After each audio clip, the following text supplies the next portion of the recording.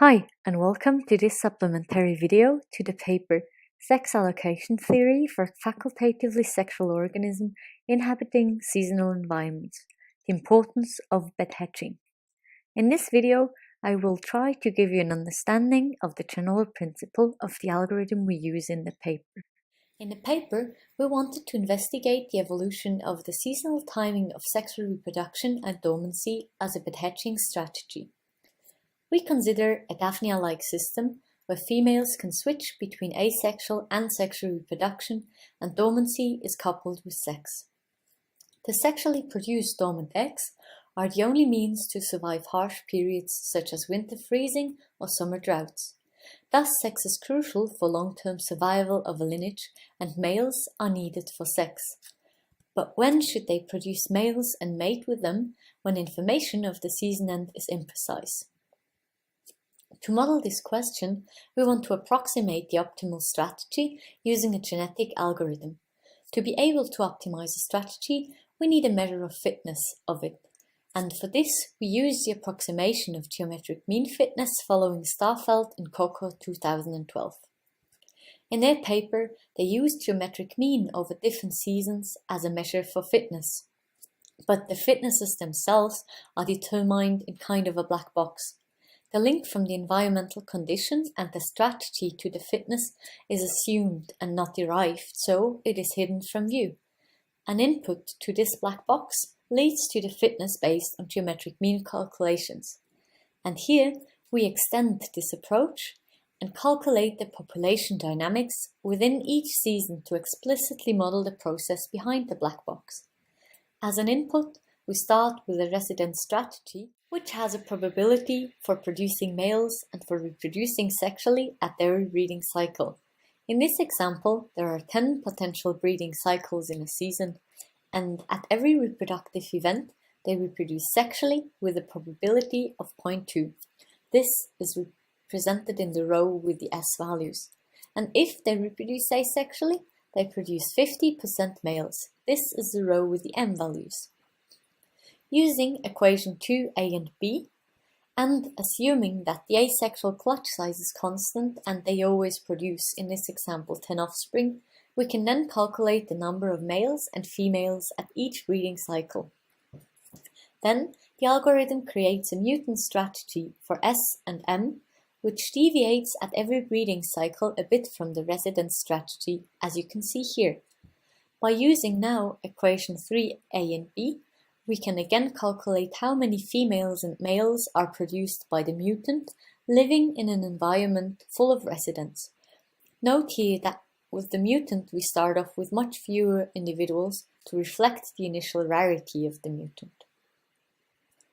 After we have calculated the number of males and females of each clone, by using equation 4, we can calculate the number of gene copies the mutant strategy can provide to the amphibia, which can then hatch in the next season.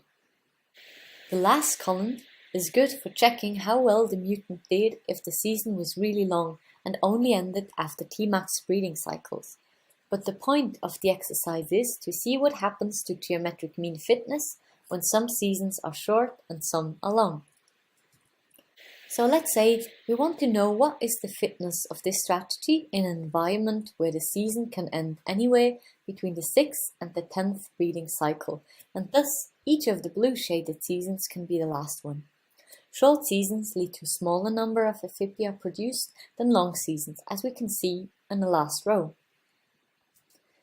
Let's assume that all of those lengths from 6 to 10 are equally likely, so that each occurs with a probability of 0.2. Now we have to remember that it's not just gene copies of the last breeding cycle that persist as amphibia.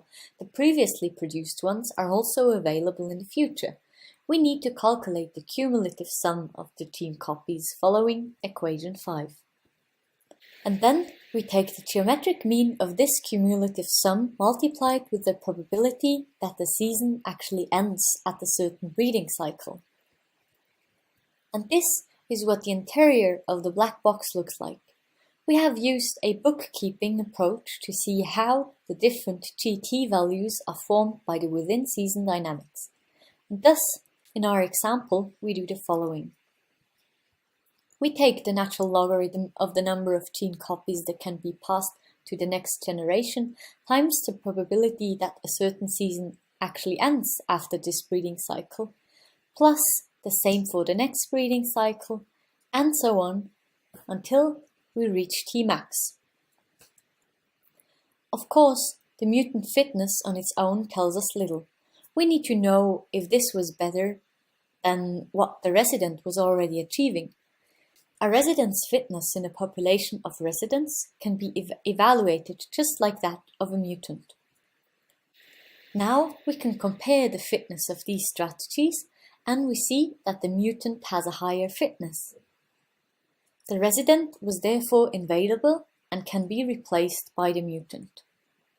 In the algorithm, we try several mutants, and the strategy with the so far highest fitness becomes the new resident, and the old resident is rejected. And with this, the algorithm starts again from the beginning. And we do this until the algorithm can no longer find solutions that still improve the fitness. And this is what our results are based on. In an illustrated example, it looks as the following. We start with a random strategy, and then when we start the algorithm, in every round, the strategy improves as better mutants invade. The fitness increases slightly until it does not change anymore in the end. In the paper, we explore these 4 scenarios, and in each scenario, we consider environments with different predictabilities of the season end, and in addition, we also test whether the Daphnia life history is shaped by bet-hedging. I hope this video could give an overview of how the algorithm works and help to explain the methods used in the paper in a more illustrated way. Well, thanks for watching.